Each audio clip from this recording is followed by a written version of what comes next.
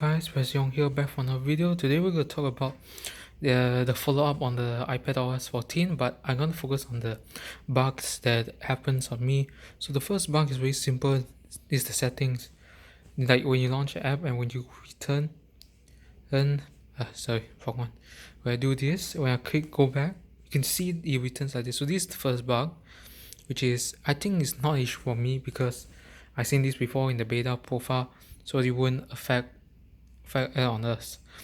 Next up is the screen time. Like sometimes it shows 1 hour, like before see just now 1 hour 30 minutes, it just jumped to 1 hour 30 minutes, 1:53.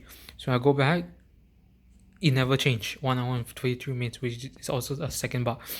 Now the third one is the battery issue. Now if you install an update, I think you rather don't install it because the problem is that the battery is not good, but because I'm using iPad, so it's no problem for me. And because I stay home, so I always charge it, so it's okay for me for using an iPad.